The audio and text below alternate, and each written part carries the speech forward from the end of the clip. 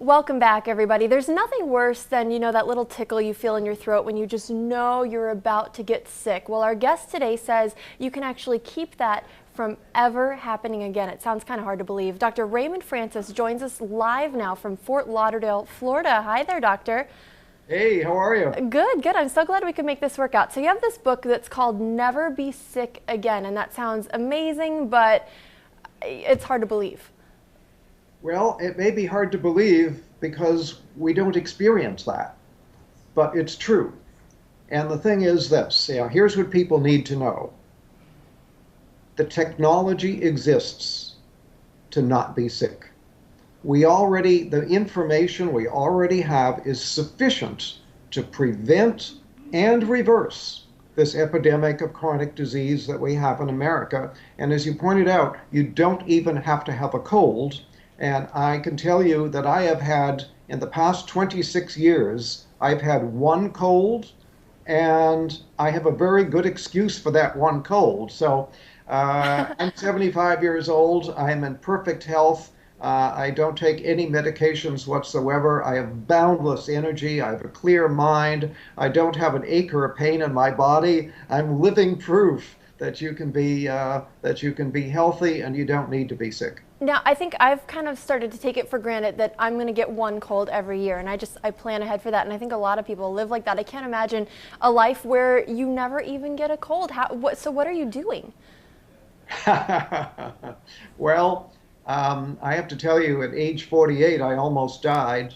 My death was a medical certainty, and I had to use my own knowledge of biochemistry to save my life and then to restore my health.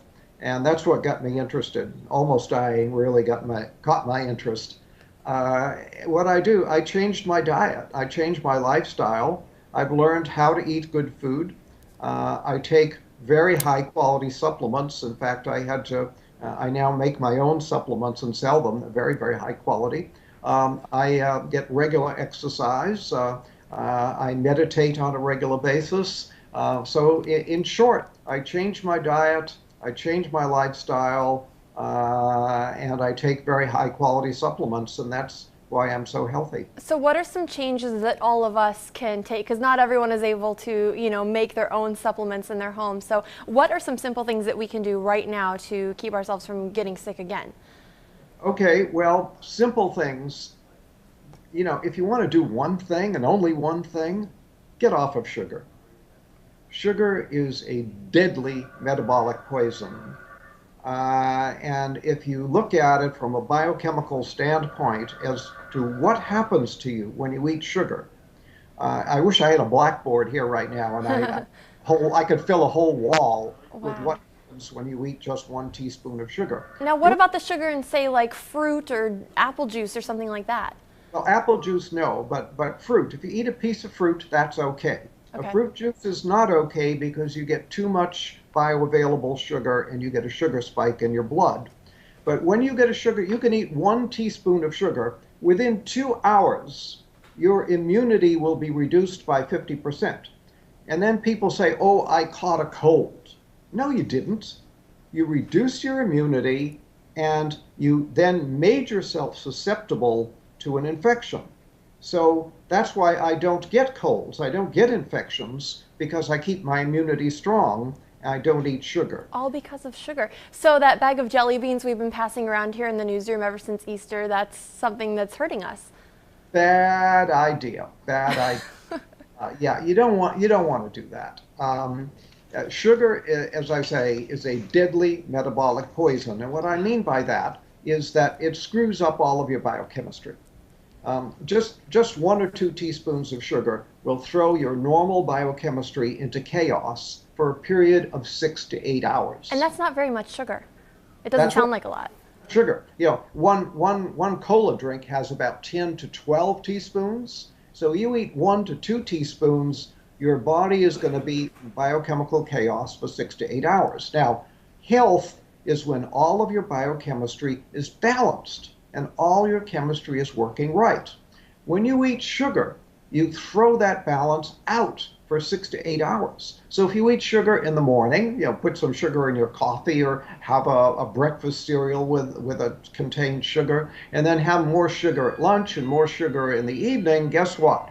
Your body is going to be in biochemical chaos 24 hours a day. So And what's a good amount then to get on a daily basis? none, None. none, yeah. Uh, I'm in Sugar trouble. should be outlawed. Basically should be outlawed. We should not, and here we allow children, we don't allow children to smoke cigarettes. We don't allow children to drink alcohol, but we allow them to buy sugar and eat sugar. Sugar is far more dangerous than alcohol or cigarettes. Really? Yeah, I was going to ask you, what do parents need to do? Because you're going to have a hard time convincing your child who wants candy right now that that's not good for them. Right. I understand the problem. I'm well aware of it. But you asked the question, what can people do? That's one thing anybody can do to improve their health. Sugar causes every imaginable disease. For example, Alzheimer's. Sugar is the leading cause of Alzheimer's. Sugar is a major cause of cancer, a major cause of heart disease, a major cause of diabetes. This is, it's a major cause of colds and flu. Sugar is a deadly metabolic poison. Get off of it. Now, let me ask you, how did you come to this understanding of sugar? Because if it's so bad, why aren't we hearing about this all over the place? A lot of, my doctors never told me not to eat sugar. Yeah, well, nobody ever told your doctor, and your doctor is not doing the research to find out. And the sugar industry spends so much money on campaign contributions to members of Congress that sugar is actually subsidized in America. It should be outlawed, and it's subsidized.